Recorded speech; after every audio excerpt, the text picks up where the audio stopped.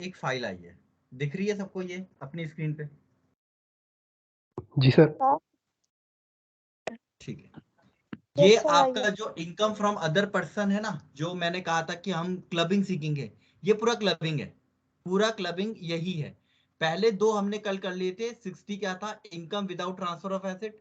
एक क्या हमने पढ़ा था? Income arising from revocable transfer. Revocable मतलब कि हमने वो ट्रांसफर किया और हम उसको वापस ले सकते हैं, तो जाहिर सी बात है वो प्रॉपर्टी हमारी मानी जाती है।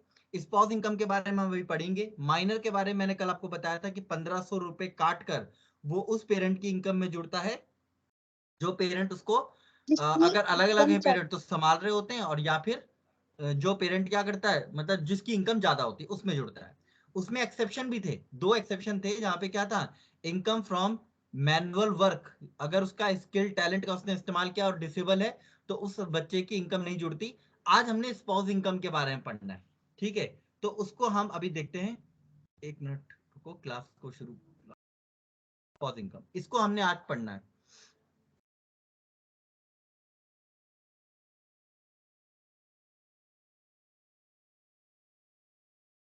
ठीक है, चलिए देखिए।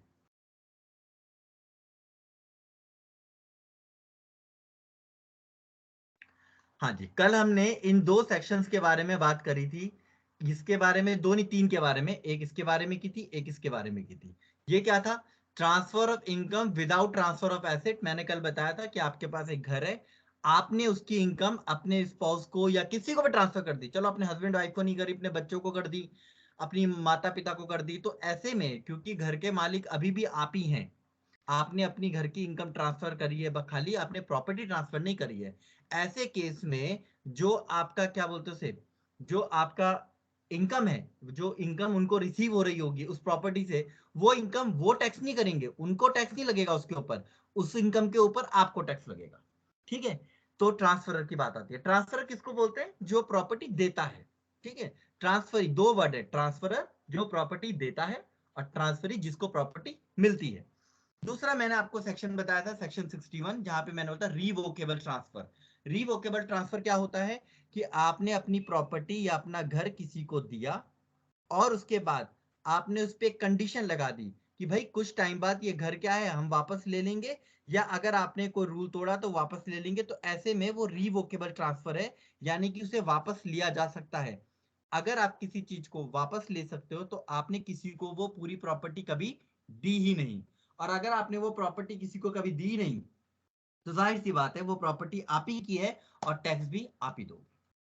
इसके बाद हमने पढ़ा था एक माइनर चाइल्ड के बारे में, माइनर के बारे में पढ़ा था, पहले उसके बारे में रिपीट करा देता हूं, फिर हम इसको आगे देखेंगे। इनकम फ्रॉम माइनर चाइल्ड में मैंने आपको बोला था कि यहाँ पे स्टेप चाइल्ड, अडॉप्टेड चाइल्ड और माइनर मैरिड डॉटर तीनों आते हैं। क्वेश्चन कई बार ऐसे भी आता है कि माइनर चाइल्ड एज पर income tax to transfer income, income को ट्रांसफर करने के लिए माइनर चाइल्ड किसे माना गया है? क्या स्टेप चाइल्ड है, क्या अडॉप्टेड चाइल्ड है, क्या माइनर मैरिड डॉटर है, कि तीनों है? तो तीनों है। ये कहता है कि अगर मैरिज चल रही है, मतलब माँ बाप की शादी चल रही है, तो उस माँ बाप के, उस पेरेंट के, उस माता पिता में से उसके पास जुड़ेगा जिसकी टोटल इनकम ज्यादा होगी। तो मैंने बोला था कल, एक्स और वाई दो पार्ट दो हैं, ये फादर है, ये मदर है, ठीक है, और यहाँ पर एक बेटा है एस। एस की कोई इनकम है जो मान लेते हैं 2000 रुपए। अब ये इनकम एक्स के पास जाएगी या वाई के पास जाएगी, डिपेंड इस बात पे करेगा कि इन दोनों में से कमा कौन रहा है ज्यादा। मान लेते हैं एक्स की इनकम 10 लाख रुपए है और वाई की इनकम यानी कि मदर की इनकम 12 लाख रुपए है, तो ये 2000 किसके पास चले जाएंगे? मदर के पास चले जाएंगे। 12। ठीक है? अब मदर के पास जब ये पहुंचेंगे तो कितने पहुंचेंगे? तो वो कहता है कि ये 2000 रुपए मिला है, आप इसमें से 1500 रुपए काट लीजिए, एग्जेम्प्ट कर दीजिए, 500 रुपए जोड़ दीजिए। तो मदर को कितने पे टैक्स देना पड़ेगा? 12,500,000 पे। आ रही है बात समझ में? तो ये वो नहीं था क्या जो मेंटेनेंस Yes, जो sir. मेंटेन करता है चाइल्ड को? करेगा करेगा मैडम, रुको थोड़ा इंतजार करो, अभी तो शादी चल रही थी। अच्छा, शादी तोड़ शादी। देते हैं, ठीक है? हम्म। तो शादी तोड़ देते हैं। यहाँ पर मैरिज, अब शादी नहीं चल रही है, यानी कि एक्स और वाई जो हैं डाइवोर्स हो गए हैं, या जुडिशियल सेपरेट हो गए हैं, या अलग अलग रह रहे हैं, पर शादी चल नहीं रही है उनकी। शादी चल रही होती तो मतलब एक जगह रह रहे होते, शादी नहीं चल रही है। ये फादर है, ये मदर है, और यहाँ पर अब बात ये आ जाती है कि इसमें चला कौन रहा है, ठीक है, इस बच्चे का खर्चा कौन चला रहा है। अगर ये मान लो पिताजी सिर्फ 15,000 रुपए कमाते पूरे साल के, जबकि मदर की इनकम 1 करोड़ है, लेकिन खर्चा पिताजी उठा रहे हैं, तो इनकम भी किसकी तरफ चली जाएगी, फादर की तरफ चली जाएगी। यहाँ इनकम ज्यादा नहीं देखनी है, यहाँ ये देखना है कि मेंटेन कौन कर रहा है, ठीक है। शादी अगर नहीं चल रही है तो आपको ये देखना है मेंटेन कौन कर रहा है। बात समझ में आई? जी हाँ सर। जी बोलिए। जी ठीक है, सर। अब एक और चीज मैंने आपको बताई थी कि ऐसा नहीं है कि ये हमेशा ऐसा ही रहता है, कुछ ऐसी कंडीशंस भी हैं। अच्छा ये फालतू की बात है, इसे ना ही करना तो कोई दिक्कत नहीं है, इसको आप छोड़ दो, इसकी कोई जरूरत नहीं है, ठीक है। अच्छा अच्छा, इसमें एक चीज है बस, अगर आपने एक बार अगर आपने एक बार एक पेरेंट की इनकम में जोड़ दिया, तो आने वाले साल में वो उसी पेरेंट की इनकम में जुड़ता रहता है, जब तक असेसिंग ऑफिसर को नहीं लगता कि वो किसी और पेरेंट की इनकम में जुड़ना चाहिए। मतलब एक्स और वाई थे, अगर आपने वाई की इनकम में जोड़ना शुरू कर दिया है, तो आने वाले जितने भी साल होंगे उनमें वो इनकम किसकी जुड़ती चली जाएगी, वाई में ही जुड़ती रहेगी, चाहे एक्स ज्यादा कमा ले। ये एक बार देखना होता है बस, ठीक है। उसके बाद ये असेसिंग ऑफिसर पे डिपेंड करता है कि वो पेरेंट किस पेरेंट की इनकम में जोड़ना चाहता है, वो उस पर डिपेंड करता है। फिर वो अगर तो भैया सेटिस्फाइड हो जाता है, हाँ। तो उसमें तो इसमें ये वाला वो नहीं लगेगा, ये law जिसमें नो डिवोर्स और नो डिवोर्स वाला? अगर एक्स और वाई शादी चल रही थी, शादी हाँ चल जी। रही है, वाई की इनकम ज्यादा है, पेरेंट इस इनकम में जाके जुड़ जाएगा। आने वाले साल में ये एक बार देखना है ना, आपने देख लिया 2022 में किस में जोड़ना है, वाई में जोड़ना है, तो जी 2023 में किस में जोड़ोगे, 2024 में किस में जोड़ोगे, वो कहता है वाई में जोड़ते रहोगे, ठीक है। अच्छा। जब तक असेसिंग ऑफिसर ये नहीं कहता कि हाँ वाई में नहीं जोड़ना चाहिए, एक्स में जोड़ना चाहिए, जब तक वो खुद नहीं कह देता, खुद उसे लगता नहीं कि वाई की इनकम में जोड़ के गलती हो रही है, ठीक है। जी भैया। अच्छा एक्स और वाई जुडिशियली सेपरेट थे, अलग थे, वो अलग रह रहे थे। अब एक बार उसने पिताजी इसके फादर की इनकम में जोड़ दिया, एक बार मान लेते जोड़ दिया। अच्छा ये क्या होता है जब अलग अलग रह रहे होते हैं, जो मेंटेन कर रहा होता है, पिताजी मेंटेन कर रहे थे, उसने मेंटेनेंस वाले में जोड़ दिया। आने वाले साल में वो पिताजी की इनकम में ही जोड़ता रहेगा, जब तक उसे ये नहीं लगता कि माँ मेंटेन करना शुरू कर चुकी है, ठीक है। जी सर। ठीक। अच्छा अब बारी आती है कि किसके ऊपर नहीं लगेगा, तो बेसिकली 3 जगह पे एक्सेप्शन आ गए, ये 3 एक्सेप्शन है। वो जो मैंने आपको पूरा एक वो दिया है, वो यही चीज बता रहा है, 3 एक्सेप्शन है। अब आप बोलोगे एक्सेप्शन तो वहां 2 है, देखो यहाँ पे देखोगे तो एक्सेप्शन 2 लिखे हुए, पर एक्चुअल में ना इसी के अंदर है वो दोनों, दिखाता हूँ। यहाँ पे देखो क्या लिखा हुआ है, मैनुअल वर्क और स्किल टैलेंट और स्पेशलाइज नॉलेज। अगर आप इस पेज को देखोगे, यहाँ पे सब लिखा, स्किल टैलेंट स्पेशलाइज नॉलेज, सब इसी के अंदर है, मैनुअल वर्क। तो वो एक कैटेगरी बनी हुई है इसके अंदर। जबकि दूसरी कैटेगरी क्या है, अगर वो डिसेबल है, तो अगर बच्चा डिसेबल है, ठीक है, तो फिर उसकी इनकम उसी की मानी जाएगी, उसके माता पिता की नहीं मानी जाएगी। बात समझ में आ गई? जी जी सर। ठीक। अच्छा दूसरा पॉइंट ये आता है कि क्या देखो एक चीज और लिखी है, कई बार क्या होता है, कुछ लोग क्या करते हैं अपने, जैसे एक घर है मान लो, अब इनकी एक बेटी थी, इन्होंने क्या किया, अपनी बेटी को ये प्रॉपर्टी ट्रांसफर कर दी, ठीक है, और विद नो कंसिडरेशन, कोई कंसिडरेशन नहीं लिया अपनी बेटी से। माइनर मैरिड डॉटर थी, 18 के नीचे थी, 16 साल की थी, शादी करा दी, और शादी में दहेज में घर दे दिया, यही होगा, घर दे दिया। अच्छा ये क्लब नहीं हो सकती, ये क्लब नहीं हो सकती। मतलब आप यहाँ पे देखो, अभी आपने एक चीज याद है आपको, मैंने यहाँ पे एक चीज बोला था, जहां पे क्या था, प्रॉपर्टी ट्रांसफर करी थी उसने, रिवोकेबल ट्रांसफर था या इनकम ट्रांसफर करी विदाउट ट्रांसफर ऑफ एसेट। लेकिन यहाँ पे क्या हुआ है, यहाँ पे प्रॉपर्टी ट्रांसफर कर दिया आपने, पर विदाउट कंसिडरेशन, आपने पैसे कुछ नहीं लिए। तो जब आप प्रॉपर्टी बिना पैसों के ट्रांसफर कर रहे हो, तो क्या उसे सेल माना जा सकता है? नहीं सर। नहीं माना जा सकता। लेकिन यहाँ पर उसे गिफ्ट माना जा सकता है, उसे गिफ्ट मान लिया गया है। और इसलिए अब ये जो माइनर बेटी है, अगर इस घर से कुछ इनकम कमाती है, तो फिर वो इनकम माता पिता की इनकम में नहीं जुड़ेगी, वो उस बेटी की ही इनकम मानी जाएगी। आगे बात समझ में? जी भैया। जी सर। ठीक है। आखिरी लाइन ये लिखी हुई है कि जब आप किसी भी माता पिता की इनकम में उसको जोड़ने जा रहे हैं, उससे पहले आप एग्जम्पशन 1500 रुपए की लगा सकते हैं। मान लेते हैं एक्स और वाई थे, मैंने कहा इसकी इनकम मान लो 2 लाख रुपए है, और इसकी इनकम 2,20,000 रुपए है। एक बच्चा है इनका जिसने 10,000 रुपए कमाए हैं, ये 10,000 रुपए किसकी इनकम में जाएगा, पहले ये बताओ। ये 22 इसकी 2,20,000 वाले की। ठीक है, 2,20,000 में जाएगा। ठीक है, तो जब वाई की इनकम निकाली जाएगी तो क्या निकाली जाएगी, 2,20,000 प्लस माइनर की इनकम जोड़ी जाएगी 10, लेकिन उसमें से 1,500 रुपए क्या कर लिए जाएंगे, काट लिए जाएंगे। Exact. तो 8,500 रुपए जोड़ देंगे तो 2,28,500 पर वाई को क्या देना पड़ेगा, टैक्स देना पड़ेगा। बताइए, बात समझ में आ गई? जी जी सर। ठीक, ये इतना इंपॉर्टेंट नहीं है तो इसको इतना नहीं, अगर आपकी बात समझ में आ गई तो वो रह जाएगा, तो उसमें आपको समझ नहीं आएगा, इसलिए मैं हटा देता हूँ उस चीज़ को कई बार। अच्छा, अब चलते हैं वापस जो हमारे ये वाले पॉइंट्स है जिनके बारे में हमने बात नहीं करी थी। ये क्या है, कोई भी सैलरी, कोई भी कमीशन, कोई भी फीस, कोई भी रेम्युनरेशन, चाहे कोई भी नाम ले लो, अगर वो किसी स्पाउस को दिया गया है और स्पाउस को एक ऐसी कंसर्न यानी कि ऐसी कंपनी से मिल रहा है या ऐसे ऑर्गेनाइजेशन से मिल रहा है जहां उस जो इंडिविजुअल है, ठीक है, जिसका वो स्पाउस है, उसका कोई सब्सटेंशियल इंटरेस्ट है, उसका कोई सब्सटेंशियल इंटरेस्ट है। सब्सटेंशियल इंटरेस्ट बेसिकली 20% होता है। सब्सटेंशियल इंटरेस्ट कितना होता है, खाली बेसिकली 20% होता है। क्वेश्चन है क्या, मैं बताता हूँ ये चीज क्या बोल रहा है। ये बोल रहा है कि मान लो एक एक्स था, ये एक, मान लेते एक वाइफ थी, इसका एक हस्बैंड था वाई, ठीक है। अब ये जो हस्बैंड है वाई, इसने क्या किया, ये जो वाइफ थी, वाइफ का किसी कंपनी में शेयर्स थे, किसी कंपनी में वाई के क्या थे, शेयर्स थे, 25% मान लेते हैं, तो 20% से तो ऊपर है, सब्सटेंशियल इंटरेस्ट है ये। इसने क्या किया, अपनी शेयर्स का, अपनी होल्डिंग का फायदा उठाकर, यानी कि अपने इंटरेस्ट का फायदा उठाकर अपने हस्बैंड को यहाँ क्या दे दी, जॉब दिलवा दी, और इस जॉब पर हस्बैंड को 1 लाख रुपए पर मंथ तनख्वाह मिल रही है। क्या ये 1 लाख रुपए पर मंथ वाई की तनख्वाह मानी जाएगी या एक्स की, इसके बारे में बात चल रही है। आ रही है बात समझ में, ये बताओ पहले। जी सर। ठीक है, तो अब यहाँ पर वो कहता है कि ये किसकी इनकम में जुड़ेगा, अगर कोई सब्सटेंशियल इंटरेस्ट है किसकी इनकम में जुड़ेगा, तो बेसिकली ये वाइफ की ही इनकम में जाके जुड़ेगा, क्योंकि वाइफ के ही कारण उसको क्या मिल रही है, ये सैलरी मिल रही है, क्योंकि वाइफ का इंटरेस्ट था। लेकिन एक कंडीशन लगी हुई है इसमें, वो कंडीशन क्या है, मान लेते हैं कि वाइफ और हस्बैंड जो है, हस्बैंड जो है वो 1 लाख रुपए महीना कमा रहा है, तो 12 महीने की उसकी इनकम कितनी हो गई, 12 लाख रुपए, ठीक है। और वाइफ जो है वो 10, वो भी कमाती थी 10,000 रुपए इंटू 12, लेकिन उसकी इनकम हो रही थी 1,20,000 रुपए।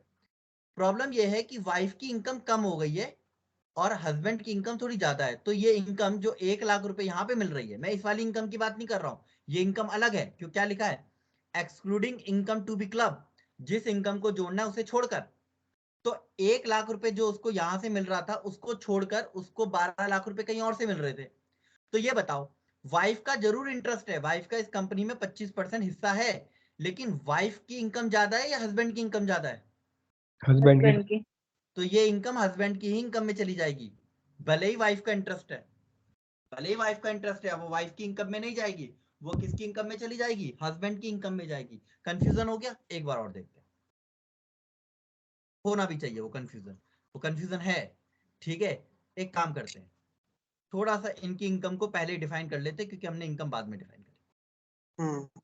ये है वाइफ और ये है हस्बैंड। हस्बैंड को कहीं से पैसे मिलते हैं, कहीं से उसकी जी सैलरी आती है, वो उसकी इनकम आती है 6 लाख रुपए। वाइफ की जो इनकम है कहीं और से, वो 2 लाख रुपए। वाइफ ने किसी कंपनी में कुछ हिस्सेदारी रखी हुई थी, वो हिस्सेदारी मान लेते किसी 20% से ऊपर की है, किसी भी एक ऑर्गेनाइजेशन में वो हिस्सेदारी 20% से ऊपर की है, जिसे हम सब्सटेंशियल इंटरेस्ट कहते हैं। हुआ क्या, हस्बैंड जो था वो एक सीए था, वाइफ ने अपने प्रभाव का इस्तेमाल करके इस कंपनी का चार्टर्ड अकाउंटेंट भी इसे ही बनवा दिया। ये कहीं और भी सीए था, ये अपना बिजनेस कर रहा था, सीए फर्म चला रहा था, ये अपनी फर्म चला रहा था, उस फर्म में ये 6 लाख रुपए कमा रहा था। इसको इस कंपनी का कॉन्ट्रैक्ट क्यों मिला, क्योंकि इसकी वाइफ इस कंपनी की शेयर होल्डर है, तो शेयर होल्डर ने अपनी वाइफ दिलवा दिया। तो ये जो यहाँ पे ऑडिट असाइनमेंट मिला, इस ऑडिट असाइनमेंट में 50,000 रुपए बनते थे कि 50,000 रुपए मिलेंगे। ये 50,000 रुपए किसकी इनकम में जुड़ेगा, इसको तय किया जाएगा कि इस 50,000 को कमाने से पहले किसकी इनकम ज्यादा है, सर उसके हस्बैंड की। हस्बैंड की। तो ये हस्बैंड 50,000 भी हस्बैंड की इनकम में जाके जुड़ जाएंगे, भले ही कंपनी की मालिक कौन है, सर वाइफ। वाइफ है। वाइफ के कारण हस्बैंड को पैसे मिल रहे हैं, लेकिन फिर भी ये किसकी इनकम में चले गए, हस्बैंड की इनकम में। चलो मान लेते हैं ये 12 लाख होते, तब ये 50 यहां ना जाकर किसकी इनकम में जाके जुड़ जाते? वाइफ। वाइफ। बात समझ में आई? सर जिसकी इनकम ज्यादा होगी उसी में जाएंगे मतलब। हाँ उसी में जाएगा, रूल यही है। लेकिन एक प्रॉब्लम यहां पर आती है कि यहां पर जब कंपनी के डायरेक्टर बैठे थे तो ये 20% की भले ही मालकिन थी, लेकिन यहां पर जब कंपनी के डायरेक्टर बैठे उन्होंने हस्बैंड को क्यों सेलेक्ट किया? क्योंकि वो सीए था। इसलिए सेलेक्ट नहीं किया कि वाइफ का हस्बैंड था, इसलिए सेलेक्ट किया कि वो सीए था। तो इसका मतलब स्पाउस के पास एक टेक्निकल और प्रोफेशनल क्वालिफिकेशन थी, राइट? जी सर। तो जब उसके बाद प्रोफेशनल क्वालिफिकेशन है तो इनकम को क्लब नहीं किया जा सकता। समझ गए? चलो एक और करते हैं। इन्होंने, ये भाई साहब तो सीए थे, लेकिन इनको एक वो चाहिए था, क्या बोलते हैं उसको, एचआर मैनेजर चाहिए था। अब इन्होंने सीए को अपने यहाँ एचआर मैनेजर बना दिया। एक बार बताओ, एचआर मैनेजर बनने के लिए क्या चार्टर्ड अकाउंटेंट होना जरूरी है? नहीं सर। नहीं है। यानी कि ये पोस्ट क्यों मिली है? वाइफ के कारण मिली है ना? अब क्लबिंग करोगे, अब करोगे क्लबिंग, ठीक है? बात समझ में आई? जी सर। क्लबिंग तब नहीं करनी जब उसको वो नौकरी इसलिए मिली है क्योंकि उसकी अपनी क्या थी, क्वालिफिकेशन थी, तब मत करना क्लबिंग, तब इनकम में मत जोड़ना, वरना जोड़ सकते हो। ठीक, आते हैं अब 2 पॉइंट बच गए बस हमारे, उनमें से एक ये वाला है और एक ये वाला है, बस और कुछ नहीं। ये क्या है? Income from asset transfer directly और indirectly to the spouse without adequate consideration. Without adequate consideration मतलब क्या है? एक हस्बैंड ने अपना पूरा घर अपनी वाइफ को ट्रांसफर कर दिया, ठीक है? ए ने अपना घर अपनी वाइफ बी को ट्रांसफर कर दिया। घर था 5 लाख रुपए का, एग्जांपल दे रहा हूं खाली, पर 5 लाख रुपए लिए ही नहीं गए। 5 लाख रुपए नहीं लिए गए, लिए कितने गए? सिर्फ 25,000 रुपए। और दिखाया आगे सेल हो गई। सेल हो रही है ना, सेल तो है, 25,000 रुपए में घर बेच दिया, पर घर कितने का था? 5 लाख। तो 5 लाख में बेचना चाहिए था, 25 में बेचना चाहिए था? सर 5 में। तो तुमको नहीं लगता कि ये इनकम टैक्स का बेवकूफ बना रहे? जी सर। ठीक है, क्या कर रहा है वो कर क्या रहा है? वो ये घर अपनी वाइफ के नाम पे ट्रांसफर करके 25,000 रुपए लेके सेल दिखा रहा है, और इसके बाद इस घर की जितनी इनकम आएगी किसके पास चली जाएगी? वाइफ के पास। वाइफ को पहले 2.5 लाख तक नील पड़ेगा, हो सकता है इस घर की इनकम ही 2.5 लाख हो, ये तो पूरा 2.5 लाख बचा लेगा। इसीलिए सरकार कहती है कि भाई सुनो, 5 लाख का घर था तो पूरे 5 लाख ही लेने चाहिए थे, नहीं लिए ना तुमने 25 लिए। तो ये जो अगर इस घर की इनकम 2.5 लाख है ना, तो ये तुम्हारी इनकम में हम क्या कर देंगे, वापस आकर जोड़ देंगे। आई बात समझ में? जी सर। तो कभी भी घर ट्रांसफर मत करना ऐसे विदाउट कंसिडरेशन के, और उसमें भी एडुकेट कंसिडरेशन जरूर ले लेना। एडुकेट का मतलब होता है अगर घर 5 लाख का है तो कम से कम 5 लाख तो ले लो। चलो 5 लाख का घर है और आप लेते हो 4,90,000 रुपए, ठीक है, एडुकेट कंसिडरेशन है ये, अभी भी ये एडुकेट कंसिडरेशन है, ठीक है। 5 लाख में 10,000 का डिस्काउंट तो बनता है। वाइफ है तो 50,000 का, 50-60,000 का डिस्काउंट भी बनता है। पर क्या 4,75,000 का डिस्काउंट बन सकता है? नहीं बन सकता। ठीक है, ये चीज कहना चाह रहा है। आई बात समझ में? आगे बढ़े। जी सर। दूसरा, अगर कोई इनकम है एसेट, ऐसी एसेट से जो आपने अपनी बहू को ट्रांसफर कर दी। अपनी बहू को भी कई लोग ट्रांसफर कर देते हैं प्रॉपर्टी, और उस प्रॉपर्टी से इनकम आ रही है, तो फिर क्या है? वही आदमी मतलब एक्स था ससुर, उसने क्या किया, अपने बेटे की वाइफ को, जो जिसका नाम ए था, उसको ट्रांसफर कर दी प्रॉपर्टी। अब ये प्रॉपर्टी उसने ट्रांसफर कर दी, इस प्रॉपर्टी से इनकम आ रही है, इस इनकम पे टैक्स कौन देगा? ससुर देगा या बहू देगी? वो कहता है ससुर देगा, ठीक है, वो ससुर देगा। अच्छा, अगर ये घर 5 लाख रुपए का होता और ये वाइफ जो, ये जो बहू है, ये 5 लाख में ये घर खरीद लेती, क्या अब ये इनकम ससुर की होती? नहीं सर। नहीं, अब नहीं होती। ठीक है, तो विदाउट एडुकेट ट्रांसफर की बात है। तो ऊपर वाले में क्या था, वाइफ थी या हस्बैंड था, नीचे वाले में क्या है, बहू है, बस और कुछ नहीं है। आई बात समझ में? जी सर। यही 6 ट्रांसफर होते हैं, इसके अलावा कोई और ट्रांसफर होता ही नहीं है। ठीक है, बस यही 6 हैं, इन्हीं को हमें क्लब करना होता है। अब ये कुछ ड्यू डेट्स हैं। अगर देखो, ये ड्यू डेट्स का चक्कर क्या है, ये इसके बारे में बात करते हैं और इसको समझते हैं। उसके बाद आईटीआर के फॉर्म्स हैं कुछ जिनका आपने लिस्ट याद करनी है। इनका लिस्ट याद करके जाना, ये आईटीआर के फॉर्म याद करके जाना कि आईटीआर 1 किसको भरना होता है, आईटीआर 2 किसको भरना होता है, 3 किसको भरना होता है, 4 5 6 7 किसको भरने होते हैं। बस ये याद करके चले जाओ। इसमें अगर आना होगा तो इधर से एक क्वेश्चन आ जाएगा, आना होगा, वैसे चांस नहीं है इधर से आने के, ठीक है। और इसमें से बता दूंगा कौन से 2 इंपॉर्टेंट है। पर ये एडवांस टैक्स को देख लो क्या होता है। पहली बात तो ये एडवांस टैक्स किसको देना है, एडवांस टैक्स देना किसको है। एडवांस टैक्स उस आदमी को देना होता है जिसकी इनकम कितने से ज्यादा होती है, जिसके ऊपर सॉरी जिसके ऊपर टैक्स कितने से ज्यादा लगेगा, 10,000 से ज्यादा। अगर आपके ऊपर 10,000 से ज्यादा का टैक्स लग रहा है तो आपको क्या करना पड़ेगा, एडवांस पे करना पड़ेगा वो टैक्स। एडवांस टैक्स पे करने का मतलब क्या है, क्वेश्चन ये आता है एडवांस पे करने का मतलब क्या है। आप मुझे एक बात बताओ, आप लोगों ने कई बार देखा होगा कुछ लोगों की सैलरी होती है, सैलरी स्लिप में देखना, इधर उन्होंने पूरा इधर सैलरी स्लिप बनाई हुई होती है, ऐसी सैलरी स्लिप आती है, ऊपर नाम वगैरह होता है लिखा हुआ, और यहाँ पे लिखा होता है बेसिक सैलरी है, ठीक है। उसमें लिखा होता है 50,000 रुपये पर मंथ सैलरी मिल रही है, इसको 6 लाख रुपए तो तनख्वाह मिल रही है। फिर यहाँ लिखा होता है इनकम टैक्स कट गया, मान लेते 2,000 रुपये पर मंथ इनकम टैक्स काट रहे हैं, 2,000 रुपये पर मंथ काट रहे हैं, ठीक है। तो 12 महीने का कितना इनकम टैक्स काट दिया, 24,000। ये जो इनकम टैक्स यहाँ पे कट गया, एक बार बताओ, इनकम तो अभी कमाई जा रही है ना, जी सर। कमाई हुई इनकम पे उसी साल टैक्स दे रहे हो, ऐसा होता है, नहीं नहीं, अगले साल। ऐसा होता है, पर सिर्फ वो 2-3 लोगों के साथ होता है ना।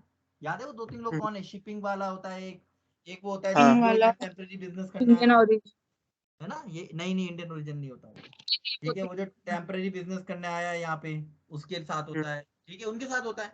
मैं क्यों बताऊं, ये टैक्स दिया ही नहीं जा रहा है असल में, ये कोई टैक्स नहीं दिया जा रहा है। अब आप बोलोगे जा तो रहा है टैक्स, हाँ जा रहा है, पर ये एडवांस टैक्स जा रहा है। क्या जा रहा है, एडवांस टैक्स। मतलब आपका अगर प्रीवियस ईयर 21-22 है और आपका असेसमेंट ईयर क्या है 22-23 है, तो ये 22-23 का ही टैक्स 21-22 में जमा हो रहा है, खाली जमा हो रहा है, आपके पैन कार्ड में जमा हो रहा था ये पैसा, ठीक है। और जब आप रिटर्न फाइल करते हो ना, जब आप इनकम टैक्स रिटर्न फाइल करते हो, तो अगर ये टैक्स ज्यादा चला गया होगा तो आपका रिफंड आ जाता है। जी समझे सर। मतलब, ठीक है। सर टिपिकली तो यही होता है। हाँ,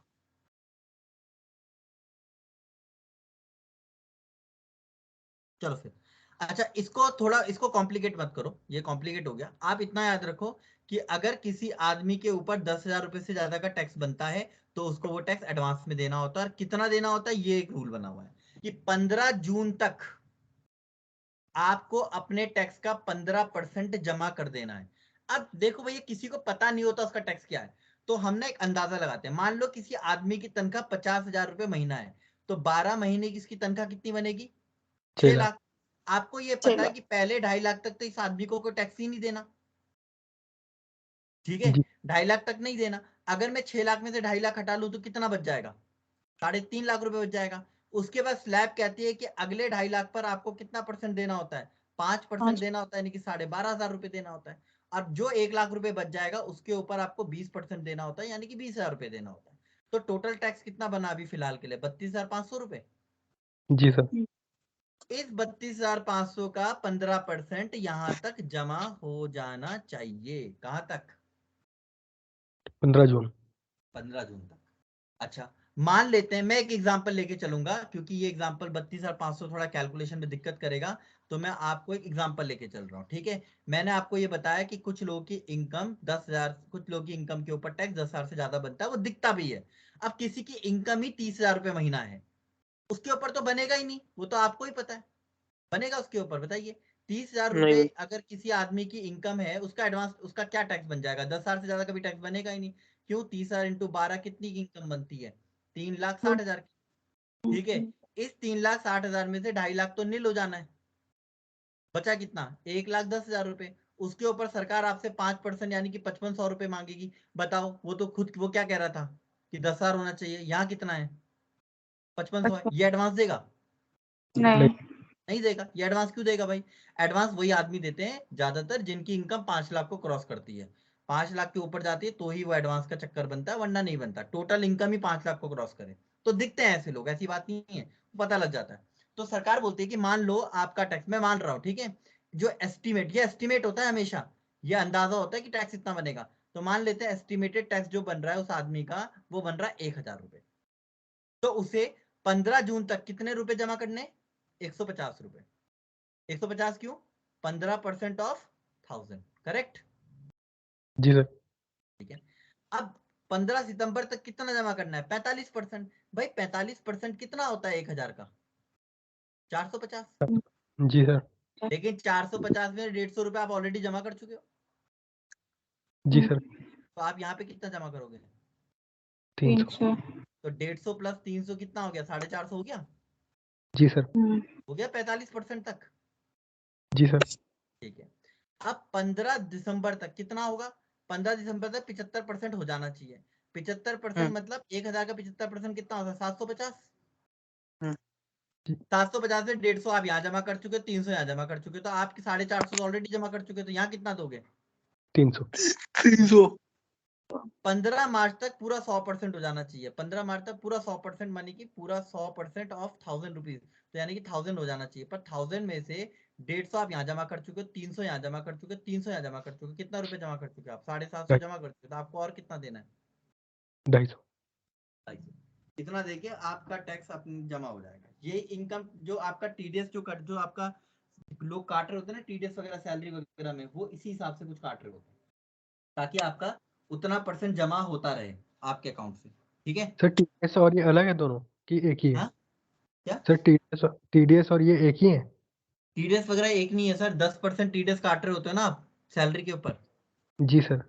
तो खुद ही सोचो 15 जून तक तो अपने आप ही 15% क्रॉस कर जाएगा। 10% अप्रैल में काट लोगे, 10% मई में काट लोगे, 10% जून में, उल्टा 30% जमा हो चुका होगा तब तक तो। जी सर। ठीक है। इसलिए टीडीएस को, जिनका टीडीएस कट रहा होता है उनको ये एडवांस टैक्स की चक्कर नहीं होता, उनका अपने आप जमा हो रहा होता है। जी सर। ठीक है चलो। अच्छा अब आते हैं इन आईटीआर के ऊपर। इनमें से 2 आईटीआर इतनी इंपॉर्टेंट है कि आप उन्हें याद करके ही जाना। पहली आईटीआर का नाम है आईटीआर 1 सहज बोलते हैं इसको, और एक दूसरी आईटीआर होती है जिसको हम बोलते हैं आईटीआर 4 सुगम। बस 2 इंपॉर्टेंट आईटीआर हैं, इनको याद कर लो, काम बन जाएगा। आईटीआर 1 किसको फाइल करनी होती है, पहले उसके बारे में बात करते हैं। आईटीआर 1 इनकम टैक्स रिटर्न किसको फाइल करनी पड़ती है? वो इंडिविजुअल, ध्यान रखना इसमें एचयूएफ नहीं लिखा है, इसमें कंपनी नहीं लिखा, इसमें इंडिविजुअल लिखा है। वो रेजिडेंट होना चाहिए, ठीक है, वो रेजिडेंट होना चाहिए, who is resident other than not ordinary, पर एनओआर नहीं होना चाहिए। याद है मैंने रेजिडेंट में जिन लोगों को मैंने रेजिडेंट पढ़ाया है, मैंने उनको बताया कि रेजिडेंट 2 तरीके का होता है। जी एक होता है ऑर्डिनरी रेजिडेंट और एक होता है, आपकी आवाज थोड़े पहले। मेरी आवाज कट रही है सबके लिए? कम नो हो रही है, सर, कम बहुत ही। आवाज कम आ रही है सही क्या? आ रही है, नहीं सही है भैया। सही आ रही है ठीक आ ना रही है। मैडम? वो आपके यहाँ हुआ है। तो ऑर्डिनरी रेजिडेंट और एक नॉट ऑर्डिनरी होता है, ठीक है। ये हमने बिल्कुल पहली क्लास में पढ़ा था। जिनके पास, जिन्होंने वो पहली क्लास नहीं ली है, या तो वो आप इसके अंदर देख लो, किसके अंदर, इस ग्रुप के अंदर वो पहली क्लास मौजूद होंगी, या फिर आप तो यूट्यूब चैनल को खोल यूट्यूब। के देख सकते हो, जो मेरा यूट्यूब चैनल है उसमें जाके आप देख सकते हो कि ये ऑर्डिनरी नॉट ऑर्डिनरी वहाँ क्लासेस अपलोड है। तो ये नॉट ऑर्डिनरी वालों के लिए नहीं है, ये किसके लिए है? ऑर्डिनरी वालों के लिए, यानी कि हम लोगों के लिए। हम लोग इंडिया में रहते हैं ना, इंडिया के बाहर तो कभी जाते ही नहीं, हम तो ना इंडिया के बाहर घूमते रहते हैं, तो हम लोगों के लिए है ये, ठीक है। हम लोगों के लिए आईटीआर 1 है, पर साथ में हमारे पास एक घर होना चाहिए, एक सैलरी मिलनी चाहिए और अदर सोर्सेज। अच्छा कई लोग मुझसे बोलते हैं कि घर ना हो तो क्या आईटीआर 1 नहीं भरना? तब भी भरना है, तब भी भरना है आपको आईटीआर। ये क्या क्या रहा है? Salary, house property, other source, बस बस। इन 3 के अलावा अगर आपकी कोई चौथी इनकम क्रिएट हो रही है, कैपिटल गेन हो गया या बिजनेस की इनकम है, तो आईटीआर 1 नहीं लगेगा। पर इन 3 में से अगर एक भी कम है तो भी आईटीआर 1 लगेगा। एक आदमी है मिस्टर एक्स, वो सैलरी कमाते हैं और उनके पास एक घर है, क्या आईटीआर 1 भरना पड़ेगा? बिल्कुल आईटीआर 1 भरेंगे वो। एक वाई है जिसके पास सैलरी भी है, एक घर भी है और उनकी इनकम फ्रॉम अदर सोर्स भी है, ठीक है, उन्होंने अपने बैंक अकाउंट में पैसे जमा कर रखे हैं, वहां से ही पैसे मिल रहे हैं, क्या वो आईटीआर 1 भरेंगे? बिल्कुल आईटीआर 1 भरेंगे। जेड, उसके पास सैलरी है और उसके बाद 2 घर है और इनकम फ्रॉम अदर सोर्स है, क्या ये भरेगा आईटीआर 1? जी सर। नहीं, ये ये नहीं भरेगा भरेगा। नहीं। क्यों? आईटीआर 1 भरने के लिए कितने घर चाहिए? एक ही 7 घर, हो। जी सर। ठीक है, 2 नहीं होने चाहिए, वो 2 घर और वो आईटीआर 1 नहीं भर सकता। ठीक है चलो एक और देखते हैं। मिस्टर ए है, इनके पास सिर्फ सैलरी है, तो क्या ये ITR 1 भर सकते हैं? बिल्कुल भर सकते हैं। जी सर। ठीक है, इन तीनों में से एक है तो भी चलेगा, एक है मिस्टर बी है, इनके पास सिर्फ एक हाउस प्रॉपर्टी और कुछ है ही नहीं, क्या ये ITR 1 भरेंगे? बिल्कुल ये ITR 1 भरेंगे। भरेंगे। ठीक है, Yes, sir. मिस्टर वाई है, मिस्टर एम है, इनके पास सिर्फ इनकम फ्रॉम अदर सोर्स है और कुछ है ही नहीं, क्या ये ITR 1 भरेंगे? बिल्कुल ये ITR 1 जी भरेंगे। आ रही है बात समझ में सबको? जी जी भैया। सर। Yes, sir. ठीक है, और आपकी इनकम 50 लाख तक होनी चाहिए, 50 लाख के ऊपर हुई तो ITR 1 नहीं भर सकते आप, फिर आपके लिए दूसरा फॉर्म आएगा। जी सर। ठीक है जी, सबको जी समझ में आ सर। गया ITR 1 किसको भरना है? हाँ जी। जी सर। Yes, sir. इसका नाम है ITR 1 सहज। ये पेपर में ऐसे आ जाता है कि सहज किसको बोलते हैं, सहज कौन सा ITR है? भैया तो भैया इसमें सहज सहज का मतलब क्या होता है? इसकी कुछ फुल फॉर्म होती है क्या, कुछ ऐसी है? कुछ नहीं है, आसान फॉर्म। सहज मतलब आसान, अच्छा। ये बस वही है, तो इसको बोला गया सबसे आसान फॉर्म, इसके लिए कहा जाता है ये सबसे आसान फॉर्म है। अच्छा। ठीक है, बाकी और कुछ नहीं है इसमें। चलो आगे बढ़ते हैं, अब थोड़ा सा और आगे चलते हैं और यहाँ पे चलते हैं हम दूसरे ITR के पास। दूसरा ITR कौन है हमारा? ITR 2। किसको बनना है? देखो, individual. individual HUF having not having income from business and profession shall be eligible to file ITR 2। मतलब कोई भी इंडिविजुअल, कोई भी HUF, ठीक है, जिनके पास, थोड़ा इसको एक मिनट रुकना, ये थोड़ा अजीब सा क्यों लिखा है, हैविंग नॉट हैविंग। अच्छा, बिजनेस इनकम नहीं होनी चाहिए, बाकी कोई भी इनकम हो आपकी, यानी कि आपके पास सैलरी भी है, अदर सोर्स भी है, कैपिटल गेन भी है। अगर कैपिटल गेन है तो फिर ITR 2 आ गया आपका। ठीक है, अच्छा, जिनके पास बिजनेस है, जिनके पास बिजनेस है वो कौन सा वाला भरते हैं? ITR 3 भरते हैं। ITR। ठीक है, जिनकी बिजनेस इनकम है वो ITR 3 भरेंगे।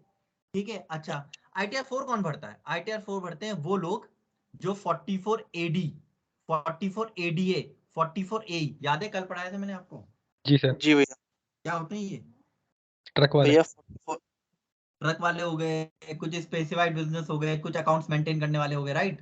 जी भैया। Trading वाले ये वगैरह। ITR फाइल करते हैं, ये ITR फाइल करते हैं। ठीक है, अच्छा, जी इनके पास हो सकता है कि सैलरी हो सकता है इनके पास इनकम फ्रॉम हाउस प्रॉपर्टी, लेकिन एक घर बोला है, दो घर बोला है, यहाँ इसने इनकम बोला है, कोई कितने भी घर हो, तो जिस आदमी के पास दो घर थे वो कौन सा वाला ITR भरेगा? 4। 4 वाला। 4 वाला। आगे बात समझ में? जी सर। ठीक है, अच्छा, दूसरा एक और आता है ITR 5। ये किसको भरना होता है? ये वो होते हैं जो इंडिविजुअल नहीं है, HUF नहीं है, कंपनी नहीं है, और जो ITR 7 में नहीं भरते। जो ITR 7 नहीं भरेंगे, इंडिविजुअल नहीं है, HUF नहीं है, कंपनी नहीं है, तो फिर कौन है? Partnership firm. नजर आया कुछ? Association of person. आपको याद है कितने तरीके के पर्सन डिफाइन है? एक इंडिविजुअल बताया गया है, एक HUF बताया गया है, एक कंपनी बताई गई है इनकम टैक्स में, एक क्या बताता है BOP, वो? AOP partnership firm, firm, BOP। एक फर्म BOP, बताता है वो, एक वो BOP बताता है, एक BOI BOI, बताता है, और एक लोकल अथॉरिटी, है ना? official जी सर। judicial person. हाँ, तो एक चीज बताइए, यहाँ पे क्या कहा उसने? इंडिविजुअल नहीं होना चाहिए, HUF नहीं होना चाहिए, कंपनी नहीं, person falling from filing from form ITR 7 नहीं, तो फिर किसके बारे में बोल रहा है? वो फर्म के बारे में बोल रहा है, वो BOP के बारे में बोल रहा है, एसोसिएशन ऑफ पर्सन के बारे में बोल रहा है, वो बॉडी ऑफ इंडिविजुअल के बारे में बोल रहा है, तो असल में उनके बारे में बोल रहा है। पर ये इतना इंपॉर्टेंट नहीं है, मैंने बोला ना, आप ITR 1 ITR 4 याद करके जाओ, बहुत इंपॉर्टेंट है, बाकी कोई इतना इंपॉर्टेंट नहीं है। ITR 6 वो बढ़ते हैं जो सेक्शन 11 में नहीं आते, यानी कि ऐसी कंपनीज, वो सारी कंपनियां जो सेक्शन 11 में नहीं आएंगी, जिनको अगर सेक्शन 11 की एग्जम्पशन मिल गई वो नहीं आएंगे। सेक्शन 11 होते हैं आपके चैरिटेबल वाले, उनको छोड़कर बाकी सारी कंपनीज। तो जितनी भी कंपनीज है वो कौन सा ITR भरती हैं? ITR 6 भरती हैं। ठीक है, और ITR 7 होता है पॉलिटिकल वालों का। ठीक है, तो ये लोग ITR 7 में आते हैं, आप इनको छोड़ दीजिए, इतना इंपॉर्टेंट है नहीं। बताइए, आप लोगों को ये बात समझ में आई या नहीं आई? सर जी। हाँ जी। सर NPO वाली कंपनी तो सेक्शन 8 में आती है। वो सर, वो उसका सेक्शन 8 है, किसका? कंपनीज एक्ट का। ये सेक्शन 11 इनकम टैक्स का है। जी सर। जी सर। ठीक है, चलो जी। अब आप थोड़ा सा इधर आइए, इसमें एक लाइन लिखी है कि ITR फॉर्म इलेक्ट्रॉनिकली जाएगा। तो पहले ITR का जो फॉर्म होता था वो प्रिंट होता था, उसमें भरा जाता था, भेजा जाता। अब वो ITR फॉर्म क्या जाता है? ऑटोमेटिक इलेक्ट्रॉनिकली जाता है। मैं एक चीज और बता दूं आपको कि अब ITR के फॉर्म में, पहले ये होता था कि ITR का फॉर्म जो होता था आप लोड करते थे, उसके बाद जब उसको फिल कर देते थे ना, तो दो कंडीशन थी। अब वो कंडीशन है नहीं। ये होता था कि 5 लाख से ज्यादा की जिनकी इनकम होती थी, ठीक है, उनको तो क्या करना पड़ता था? डिजिटल साइन करवाना पड़ता था। अच्छा। ठीक। और जो 5 लाख के नीचे थे उनको कहते थे कि आप प्रिंट निकालिए, जिसे हम ITR V बोलते थे, ITR V बोलते थे। यहाँ पे लिखा हुआ भी होगा कहीं, अगर नहीं है तो मैं लिख रहा हूँ, ITR 5 बोलते थे उस फॉर्म को। ITR 5 को प्रिंट करिए और उसे बैंगलोर भेजना होता था। ये पहले होता था, अब नहीं है। अब क्या कहा जाता है, अब ये कहते हैं कि कोई भी है, चाहे 5 लाख के नीचे चाहे 5 लाख के ऊपर, क्या करते हैं, डिजिटल वेरीफाई करते हैं, उसका डिजिटल वेरिफिकेशन करते हैं। डिजिटल वेरिफिकेशन के लिए इस्तेमाल किया जाता है आपका आधार कार्ड। अगर आपका आधार कार्ड नहीं है तो आपका बैंक अकाउंट, इसका इस्तेमाल करते हैं ये लोग। ये कैसे करते हैं आपको मैं बता देता हूँ, जस्ट बता रहा हूँ, अगर आपको ये वैसे है नहीं पर आपके पास दिमाग में आपको होने चाहिए। जब अपना डिजिटल, जब अपना आप ITR फाइल कर देते हैं, उसके बाद आपके पास एक ऑप्शन आता है E-वेरीफाई, उसमें लिखा आता है E-वेरीफाई।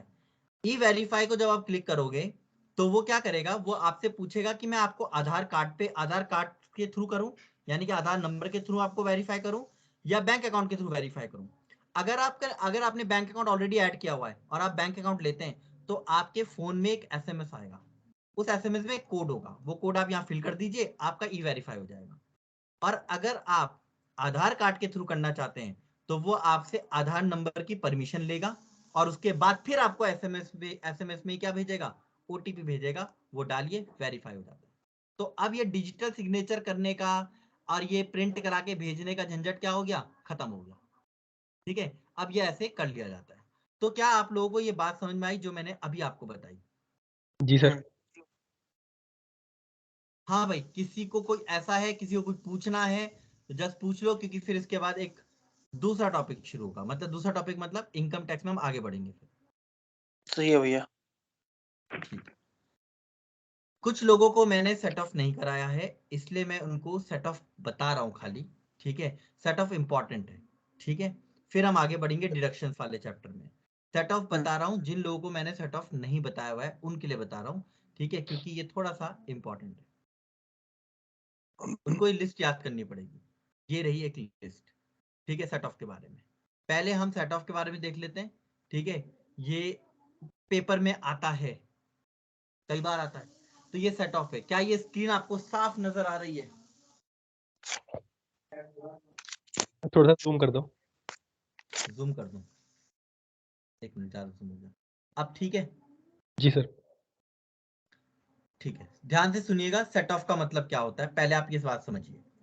सेट ऑफ का मतलब होता है कि मान लीजिए कि आपके पास 5 हेड है और पांचों हेड से आपने इनकम कमाई है। आपने सैलरी से कमाया 5 लाख रुपए। आपका कोई घर था जिस घर में आपने 50,000 रुपए का नुकसान कमा लिया, लॉस हो गया आपको उस घर से। ठीक है, आपका एक बिजनेस भी था, आपकी एक शॉप भी थी, उस शॉप के अंदर या बिजनेस था, उसमें आपको 2 लाख रुपए का लॉस हो गया। ये लॉस हो रहे हैं, ये लॉस है। और अदर सोर्स में आपको 50,000 रुपए का फायदा हुआ है। ये जो प्रॉफिट, ये जो लॉस हो रहे हैं, इन लॉस को क्या आप इसी साल, जैसे मान लेते हैं 2022-23 में आपने ये लॉस कमाया, क्या आप इस लॉस को 22-23 की किसी इनकम से एडजस्ट कर सकते हो? अगर कर सकते हो तो उसको बोलते हैं हम सेट ऑफ, उसको हम सेट ऑफ बोलते हैं। सेट ऑफ क्या होता है, सेम ईयर, सेम ईयर, जिस साल आपने क्या कमाया, लॉस कमाया, उसी साल आप उसको क्या कर रहे हैं, दूसरी इनकम से एडजस्ट कर रहे हैं। एक होता है carry forward, question carry forward से बनता है ज्यादातर, ये होता है कैरी फॉरवर्ड। कैरी फॉरवर्ड क्या है कि मान लेते हैं कि आपने 22-23 में कोई लॉस कमाया और उस लॉस को आप वहां सेट ऑफ नहीं कर पाए, तो क्या आप इसे आगे कंटिन्यू कर पाएंगे? क्या आप इसको 23-24 तक ले जा पाएंगे? अगर आप इसे 23-24 में ले जा रहे हैं, यानी कि पिछले साल के लॉस को अगर आप इस साल एडजस्ट कर पा रहे हैं, तो उसको हम कैरी फॉरवर्ड बोलते हैं। इतनी बात समझ में आ गई? पहले ये बता दो कि सेट ऑफ क्या है, कैरी फॉरवर्ड क्या है। ठीक है, अगर आपको ये बातें समझ में आ गई तो एक मिनट देना मुझे कि ये कोई मैसेज कर रहा है यहाँ पर। अच्छा, स्क्रीनशॉट, ठीक है। दूसरा पॉइंट इंपॉर्टेंट क्या है उसको ले चलते हैं, वो या वापस आते हैं। एक और चीज, एक बात समझ लो, कैरी फॉरवर्ड अगर हो गया मतलब 22-23 का लॉस अगर 23-24 में चला गया, तो ध्यान रखना वो किसी और हेड से कभी सेट ऑफ नहीं होता। फिर वो, अगर आप करंट ईयर में हैं, अगर आप करंट ईयर में यानी कि सेम ईयर में करना चाहते हैं, तो आप दूसरा हेड यूज कर सकते हैं। पर अगर आपने यहाँ सेट ऑफ नहीं कर पाया 2022-23 में आपको लॉस हुआ, आपने लॉस का सेट ऑफ 2022-23 में नहीं कर पाए, तो आप 2023-24 में जाएंगे। अगर आप 2023-24 में जा रहे हैं तो वहां पर आप किसी दूसरे हेड को यूज नहीं कर सकते। आप सेम ईयर में तो कोई भी हेड यूज कर सकते हैं, लेकिन अगर आप नेक्स्ट ईयर जा रहे हैं तो आपको अपने ही हेड में रहना होगा, दूसरे हेड में नहीं जाना होगा। इसका क्या मतलब है, इसको इस तरीके से समझिए। अगर आपको हाउस प्रॉपर्टी से कोई लॉस हो गया, मान लीजिए आपको हाउस प्रॉपर्टी से कोई लॉस हो गया, तो क्या इस लॉस को आप सेट ऑफ कर सकते हैं सेम ईयर में? वो कहता है हाँ कर सकते हो। दो चीजें दे रहा हूं मैं आपको सेट ऑफ करने के लिए दो ऑप्शन दे रहा हूं। पहला ऑप्शन तो ये है कि आप अपने किसी दूसरे घर की इनकम से सेट ऑफ कर लीजिए, अगर आपका कोई दूसरा घर है तो।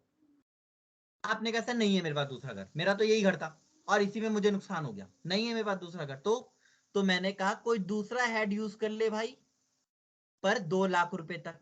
तो मान लो मेरे पास एक घर था, इस घर पे मेरे को 2.5 लाख रुपए का लॉस हो रखा है, 2.5 लाख रुपए का लॉस हो गया। मेरे पास कोई दूसरा घर नहीं है, मेरे पास कोई दूसरा घर नहीं है, तो क्या मैं इस 2.5 लाख को क्या कर सकता हूँ, सेट ऑफ कर सकता हूँ? वो कहता है हाँ, लेकिन इसमें मैक्सिमम लिमिट कितनी लगा दी उसने कहा 2 लाख रुपए, बस तुम 2 लाख रुपए सेट ऑफ कर लो। तो एक चीज बताओ, अगर मैं 2 लाख रुपए एडजस्ट कर लेता हूं तो मेरे कितने रुपए बच जाएंगे? 50,000। जी सर। ठीक है, इस 50,000 को मैं क्या कर सकता हूं, कैरी फॉरवर्ड कर सकता हूं, यानी कि मैं इसे अगले साल ले जाऊंगा। जब मैं इसे अगले साल ले जाऊंगा, तो मैं कितने साल तक इसे ले जा सकता हूं? 8 साल तक। इसे कितने साल तक ले जा सकता हूं? 8 साल तक। लेकिन सेटिस्फाई किससे करूंगा? सिर्फ हाउस प्रॉपर्टी से। यानी कि ये जो घर पे मेरे को 50,000 रुपए का नुकसान अभी हुआ, इसे मैं 8 साल तक कैरी कर सकता हूं, लेकिन सिर्फ किससे? इनकम फ्रॉम हाउस प्रॉपर्टी से। आई बात समझ में? जी सर। आ गई पक्का? जी सर। देखो ये ना समझने में तो लगता है कि आ गई। चलो एक क्वेश्चन मुझे बताओ जिनको समझ में आ गई। 2022-23 मेरे को लॉस हुआ हाउस प्रॉपर्टी से 2.5 लाख रुपए का। फिर मेरा 2023-24 मेरे को इस घर से दोबारा लॉस हो गया, अगले साल भी 3 लाख। 2024-25 इस घर से मुझे अभी भी लॉस हुआ है 2 लाख रुपए का। मैं यहाँ पे लिख रहा हूँ इनकम फ्रॉम अदर हेड्स। मेरे अदर हेड से जो इनकम है वो यहाँ पर तो है 4 लाख रुपए, यहाँ पर वो मेरी अदर हेड्स की इनकम है 6 लाख रुपए, और यहाँ पर अदर हेड्स की इनकम है 7 लाख रुपए। ठीक है, मैं जो पूछूं जवाब देना। ये बताओ यहाँ पर मैं सेट ऑफ कितना कर सकता हूँ और कैरी फॉरवर्ड कितना कर सकता हूँ? 2.5 लाख सेट ऑफ, 2 लाख को सेट ऑफ। ये 250 है, 2 लाख से ज्यादा है। मेरे पास मैक्सिमम सेट ऑफ की लिमिट कितनी है? 2 लाख। जी सर। तो मैं कैरी फॉरवर्ड कितना कर सकता हूँ? 50। 50,000। 50। ठीक है, चलिए काम करते हैं, थोड़ा सा मैं इस लॉस को यहाँ पे कम कर देता हूँ ताकि आपको समझा सकूं। यहाँ पे 1,20,000 है, अब 50,000 का पिछला कैरी फॉरवर्ड है और 1,20,000 का ये कैरी है। यहाँ पे क्या मैं 2 लाख सेट ऑफ कर सकता हूँ? जी जी सर। नहीं, नहीं कर सकता। वजह बताऊं? ये 50,000 रुपए क्या 23-24 की इनकम है? 23-24 का लॉस है? नहीं सर, नहीं। नहीं है। 23-24 का लॉस सिर्फ 1,20,000 है। तो मैं यहाँ पर 1,20,000 तो सेट ऑफ कर सकता हूँ। ये 50,000 रुपए मुझे फिर से क्या करना पड़ेगा? कैरी फॉरवर्ड ही रखना पड़ेगा। आई कुछ बात समझ में? जी सर। वो दिखने का बड़ा आसान लगता है कि कैरी फॉरवर्ड हो जाएगा, पर वो कैरी फॉरवर्ड ऐसा है। चलो एक और करते हैं, इसी चीज को थोड़ा बदल देता हूँ मैं अब। यहाँ पर इसी चीज को अब मैं यहाँ पे लॉस रख देता हूँ, वापस वही 3 लाख रुपए। तो मैं कितना सेट ऑफ कर सकता था यहाँ पे? 2 लाख। 2 लाख। 2 लाख। कैरी फॉरवर्ड कितना हो जाएगा बताओगे? 50 सर ये और 1 लाख यहाँ से बच 1 लाख कितना कैरी फॉरवर्ड हो गया? 1.5 लाख का। 1,50,000। 1 लाख हो गया ना। कैरी फॉरवर्ड हो गया पूरा 1.5 लाख रुपए का। चलो अगले साल लॉस नहीं हुआ, अगले साल लॉस नहीं हुआ, इनकम आ गई। ये इनकम हो गई 2 लाख रुपए की। ये 1.5 लाख रुपए सेट ऑफ होके आगे कैरी फॉरवर्ड होके आ गया है, क्या ये 2 लाख से कट जाएगा? Yes, sir. ये इनकम है, सर। इनकम फ्रॉम एचपी है, Yes, sir. जी कट सर। जाएगा, राइट। कट- लॉस जो कैरी फॉरवर्ड जो लॉस है वो अपनी इनकम से तो कटेगा, जी सर। अपनी इनकम से कटकर वो सेट ऑफ हो जाएगा, खत्म हो जाएगा। आगे बात समझ में कुछ? जी सर। जी पर बहुत डिटेल में है, ये आपको नहीं पढ़ना, आपको सिर्फ वो ये याद रखना है, ठीक है। तो जिन लोगों को थोड़ा ये लग गया था कि पता नहीं क्या हो गया, आपको सिर्फ याद रखना है कि income loss from house property 8 साल तक चलता है, वो भी किससे? अपने आप से, बस किसी और से नहीं। अब आप बोलोगे कि नहीं सर अभी थोड़ी देर पहले तो आपने बोला था 2 से हो सकता है। हाँ हो सकता है, सेम ईयर में, सेम ईयर में वो 2 लोगों से हो सकता है। किस किस से? दूसरी हाउस प्रॉपर्टी से, अपनी हाउस प्रॉपर्टी से, अपनी मतलब किसी दूसरे हाउस प्रॉपर्टी की इनकम से, या फिर किसी भी दूसरे हेड की इनकम से, पर 2 लाख रुपए तक। इतनी बात क्लियर हो गई?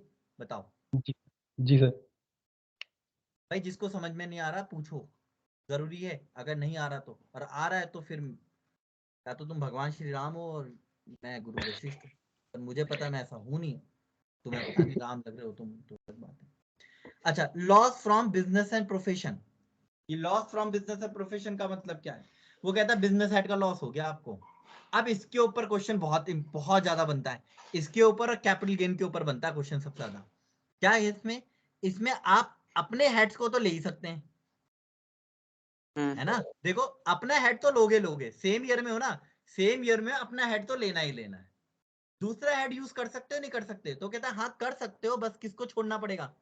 सैलरी, सैलरी छोड़ देना। तो हाउस प्रॉपर्टी में क्या बोला था उसने कि आप सेम ईयर में लॉस है, आप अपनी हाउस प्रॉपर्टी यूज कर लो दूसरी। आपने कहा नहीं है मेरे पास, तो उसने कहा दूसरा हेड यूज कर ले, कोई सा भी, सैलरी भी यूज कर ले, पर 2 लाख से ज्यादा मत करना। फिर तुमने बोला नहीं सर मेरे पास तो बिजनेस का भी लॉस है, उसने बोला कोई दूसरा हेड यूज कर ले।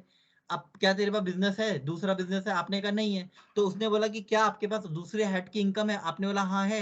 आपने बोला सैलरी है, कह रहा सैलरी से तो एडजस्ट नहीं करते। आप loss from business and profession को सेम ईयर में हाउस किसी और हेड से ले लीजिए, पर सैलरी यूज नहीं कर सकते आप उसके लिए, ठीक है। जी सर। तो हाउस आगे, प्रॉपर्टी का तो सैलरी से हो ही सकता है। हाँ उसका तो है, उसमें क्या लिखा है? Any other head. हाँ, सिर्फ पर बिजनेस पर का उसमें नहीं होगा अमाउंट ना। की लिमिट लगा दी ना उसने, 2 लाख रुपए। ठीक है। और इसमें उसने इसमें किसकी किसकी लिमिट लगाई? अमाउंट की। और सर इसमें किसकी लगाई? पूरे एक हेड की, यानी कि सैलरी जी हेड यूज ही नहीं हो सकता। चलो फिर आगे बढ़ते हैं। अच्छा, अगर मेरे को स्पेकुलेशन लॉस हो गया तो इनकम केवल भी स्पेकुलेशन की चाहिए, फिर कोई दूसरा ऐड नहीं चाहिए। यहाँ नहीं लगता दूसरा ऐड, यहाँ इसके बाद कोई दूसरा ऐड यूज नहीं होगा। 3 के बाद आप देखोगे हेड दूसरा यूज ही नहीं हो रहा है, सेम है, same. A loss from speculation, income from speculation, loss from specified business, income from specified business. Short term capital loss या तो शॉर्ट टर्म कैपिटल गेन से होगा या लॉन्ग टर्म कैपिटल गेन से होगा। अब क्वेश्चन ये आता है कि क्या ये अलग हेड है? नहीं, ये सेम हेड है। कैपिटल गेन का एक ही हेड होता है, ठीक है। उसके अंदर 2 तरीके का कैपिटल गेन होता है, एक शॉर्ट टर्म और एक लॉन्ग टर्म। लॉन्ग तो शॉर्ट टर्म कैपिटल लॉस दोनों से हो सकता है, लेकिन लॉन्ग टर्म वाला सिर्फ लॉन्ग लॉन्ग टर्म। टर्म से होता है, बाकी किसी से नहीं होता। अब जरा एक चीज देखो, loss from activity of owning and maintaining horse races. तो हॉर्स रेस हॉर्सेस, तो फिर ये किस इनकम से जाएगा? Owning and maintaining race horses, ठीक है। और जो अदर सोर्स में आते हैं ना तुम्हारे, लॉटरी जीत गए, क्रॉसवर्ड जीत गए, तुमने कहा हम केबीसी खेलने गए थे और केबीसी में हम कुछ तो जीते नहीं, उल्टा केबीसी में जाने के हमारे 5,000 रुपए खर्च हो गए, उसको सेट ऑफ करो। इनकम टैक्स सेट ऑफ नहीं करती उसको, सरकार कहती है पागल है क्या, इसको सेट ऑफ नहीं करते हम। पागल हो क्या तुम ऐसे तो कहीं भी घूमते रहोगे। तुम लॉटरी का टिकट खरीद लोगे, लॉटरी नहीं लगेगी, तुम कह दोगे जी लॉटरी का टिकट 500 रुपए का तो नुकसान हो गया, सेट ऑफ करवाओ हमको, ठीक है। हम कैसे मान ले कि तुमने लॉटरी का टिकट खरीदा था? इसलिए सरकार ने crossword puzzles, gambling, card game जो होते हैं, यानी कि आप जो ताश के पत्ते खेलते हो, अगर इनमें आपको लॉस हो गया तो इसको एडजस्ट नहीं करती, इसको सेट ऑफ नहीं करती, ठीक है। क्वेश्चन आ जाता है, हॉर्स रेस जीतने पर, हॉर्स रेस के हारने पे लॉस हो गया, आप घोड़े की रेस कर रहे थे और आप हार गए, उसमें आपको 10,000 का नुकसान हो गया, क्या इसको सेट ऑफ कर सकते हैं? नहीं नहीं। सर। नहीं कर सकते। अब कई लोग बोलेंगे ऊपर रेस हॉर्स लिखा तो है, लेकिन आप उसको ध्यान से पढ़िए, ओनिंग एंड मेंटेनिंग, आप घोड़े को पालते थे वहां पर, रेस नहीं लगाते थे उसके। रेस लगाने वाला काम अलग है और घोड़े को पालने वाला काम अलग है। आई बात समझ में? जी सर। ये तो हो गया सेम ईयर।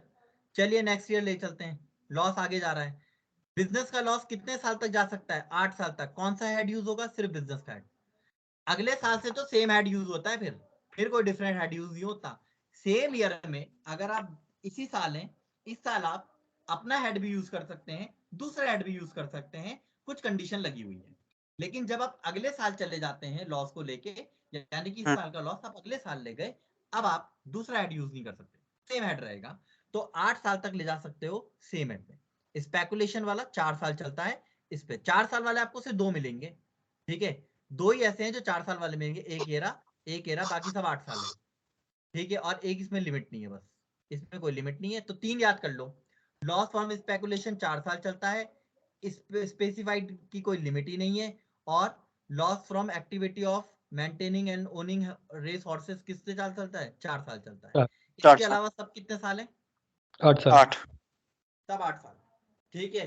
तो इसमें देखो स्पेसिफाइड बिजनेस पे कोई लिमिट नहीं है, पर चलेगा वो स्पेसिफाइड से ही, किसी और से नहीं, same head. Short term capital loss के केस में क्या है? वो शॉर्ट टर्म कैपिटल गेन और लॉन्ग टर्म कैपिटल गेन से 8 साल तक चल सकता है। लॉन्ग टर्म कैपिटल लॉस 8 साल तक क्या हो सकता है? सेट ऑफ हो सकता लॉन्ग टर्म कैपिटल है। वैल्यू। बताइए कोई दिक्कत यहाँ तक? नहीं भैया। नहीं सर। ठीक है। इसके बाद एक कंडीशन और है जो बता देता हूँ, वो है डेप्रिसिएशन की, ठीक है। अनअब्सॉर्ब डेप्रिसिएशन, इसको कहीं लिख लेना। अनअब्सॉर्ब डेप्रिसिएशन की कोई लिमिट नहीं है। अनअब्सॉर्ब डेप्रिसिएशन समझते हो? ऐसा डेप्रिसिएशन जो इनकम से नहीं कटा।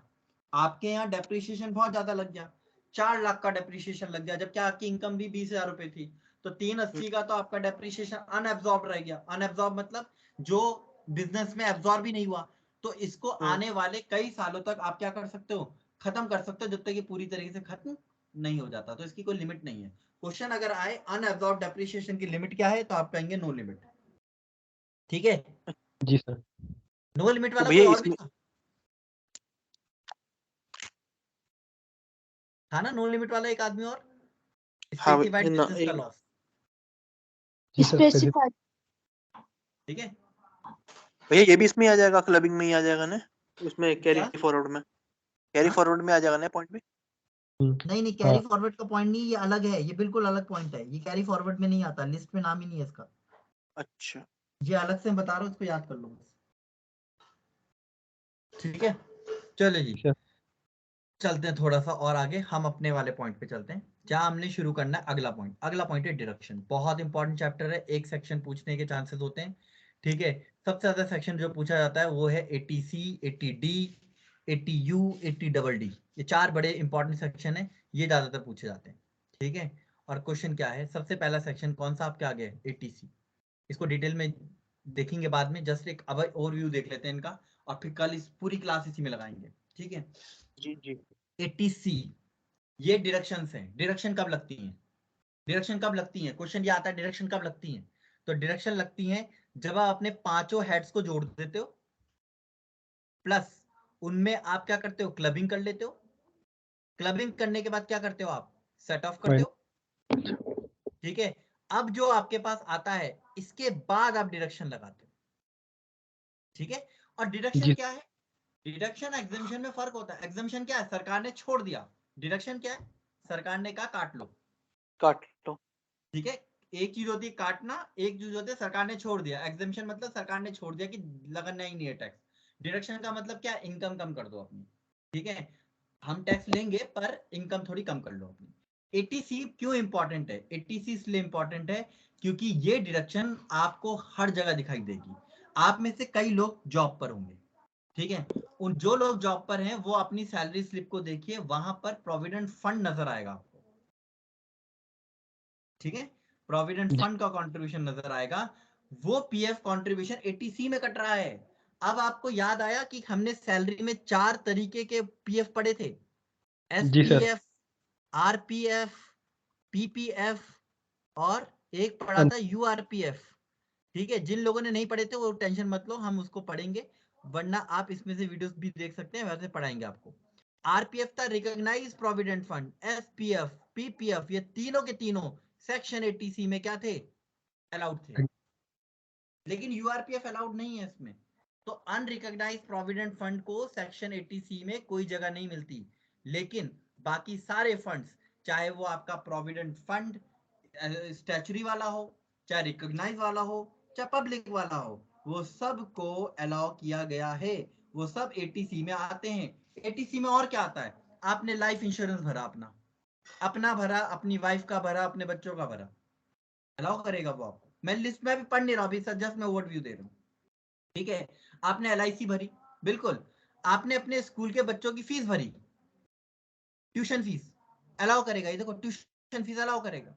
तो 2 बच्चों की ट्यूशन फीस अलाउड है, यही तो है। अगर आप अपने 2 बच्चों को स्कूल में पढ़ा रहे हैं, उनकी जो फीस वाली स्लिप होती है उसे जमा रखिए और उसको आप लगा दीजिए, इसमें आपको मिल जाएगा डिडक्शन। पर उसमें मिलेगा सिर्फ ट्यूशन फीस का, मतलब स्कूल के उसमें लिखा होना चाहिए कि वो ट्यूशन फीस ली गई है। तो मान लो स्कूल की रसीद में ट्यूशन फीस 2000 रुपए लिखा हुआ है और आपसे लाइब्रेरी फीस स्कूल वालों ने 15,000 रुपए ले रखी है, भैया कितना डिडक्शन अलाउ करेगा इनकम टैक्स? 2000 का, ठीक है। वो आपकी लाइब्रेरी फीस का नहीं ले सकता। आ रही है बात समझ में? जी सर। ठीक है, एक मिनट। अच्छा, दूसरा पॉइंट क्या है, आपने अपने प्रोविडेंट फंड में जमा किया, वो तो मैंने आपको बता दिया। एक चीज और बताऊं, प्रोविडेंट फंड का पैसा 15 साल तक रखना पड़ता है। मतलब क्या है, 15 साल से पहले से विड्रॉ मत करना, तभी वो होता है। पर ये आपके इंपॉर्टेंट काम का नहीं है, आपको ये याद रखना है। पीएफ किसके अंदर आता है? एटीसी में। और क्या आता है एटीसी में? आपने कोई हाउसिंग लोन लिया और उसका प्रिंसिपल पे किया, उसका प्रिंसिपल अमाउंट, हाउसिंग लोन लिया और उसका प्रिंसिपल अमाउंट, आपने एलआईसी से अपना हाउसिंग लोन लिया एक, ठीक है।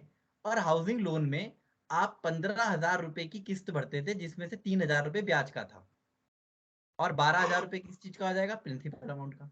देखो इनकम टैक्स तुम्हें कितने बेनिफिट दे रही है, कह रही 12,000 तो डिडक्शन मान लो तुम्हारा, और 3,000 याद है कहाँ जाता है?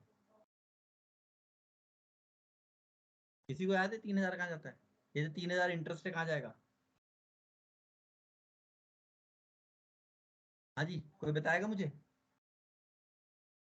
नहीं पता? इनकम फ्रॉम हाउस प्रॉपर्टी याद है? उसके अंदर जी sir. Section 24 interest on loan. हाँ, इंटरेस्ट ये ऑन लोन, हाँ जी, हाउस तो प्रॉपर्टी का, हाँ सरकार ने जी, तो पूरा 15,000 छोड़ दिया तुम्हारा। सेक्शन अच्छा, 24। क्वेश्चन ये है कि हाउसिंग लोन क्या सबसे लेना होता है? नहीं नहीं, हाउसिंग लोन किसी हाउसिंग कोऑपरेटिव एलआईसी वगैरह से लेना होता है, तभी मिलता है, वरना नहीं मिलता। ऐसा ना कि आप तुम बैंक से उठा लोगे तो उसका भी देने लग जाएगी सरकार। नहीं नहीं, उन्होंने बताया है कि किस किस से ले सकते हो, वहां से कटेगा। इसलिए लोग लोन ज्यादातर कहाँ से ले जाते हैं? एलआईसी वगैरह से लेते हैं लोग। सर जी, हाँ जी। सेक्शन 24 तो वो स्टैंडर्ड डिडक्शन है ना उसका? उसके अंदर 2 है ना, एक तो 30% की स्टैंडर्ड, एक इंटरेस्ट ऑन लोन।